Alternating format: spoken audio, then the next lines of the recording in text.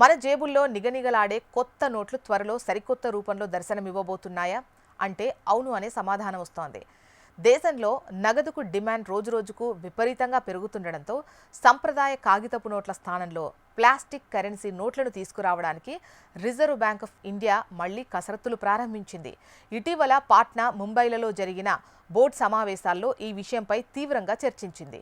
కాగితపు నోట్లతో పోలిస్తే పాలిమర్ అంటే ప్లాస్టిక్ నోట్లను ముద్రించడానికి అయ్యే ఖర్చు తక్కువ, పైగా ఇవి ఎక్కువ కాలం మన్నుతాయి. చినిగిపోవడం, నీటిలో నాని పాడైపోవడం వంటి సమస్యలు రావు. ప్రస్తుతానికి దేశంలోని ఏటీఎంలను కూడా ఈ ప్లాస్టిక్ నోట్లను పంపిణీ చేసేలా మార్పులు చేయొచ్చు.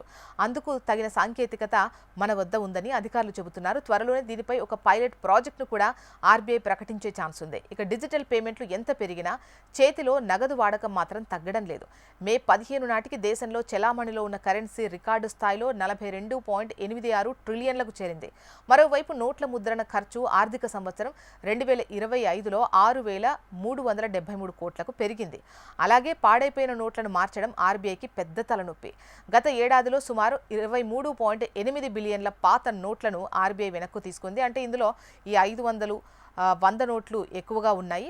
మార్కెట్లో 10, 20 నోట్లకు డిమాండ్ భారీగా ఉన్నప్పటికీ మొత్తం కరెన్సీ విలువలో వీటి వాటా కేవలం 0.8% మాత్రమే మనకు కనిపిస్తోంది. కాగితపు చిన్న నోట్లు తక్కువగా పాడైపోతుండడంతో వాటి స్థానంలో నాణ్యాల వాడకాన్ని పెంచాలని ఆర్బీఐ ప్రయత్నించింది. కానీ ఆశించిన ఫలితం లేదు. నిజానికి 2012లోనే అప్పటి యూపీఏ ప్రభుత్వం 5 నగరాల్లో 10 ప్లాస్టిక్ నోట్లను ట్రయల్ రన్ కింద చెలామణి చేయాలని చూసింది. కానీ సాంకేతికత కారణాల వల్ల ఆ ప్రాజెక్టు అప్పట్లో ఆగిపోయింది. ఇప్పుడు టెక్నాలజీ మారడంతో మరింత పక్కాగా ప్లాస్టిక్ నోట్లను మార్కెట్లోకి తెచ్చి నోట్ల ముద్రణ భారాన్ని, కరెన్సీ వృధాను తగ్గించాలని ఆర్బీఐ గట్టి పట్టుదలతో ఉంది. అందువల్లే త్వరలో ప్లాస్టిక్ కరెన్సీ నోట్లు ప్రజల చేతుల్లోకి విడుదల చేయాలని యోచిస్తోంది.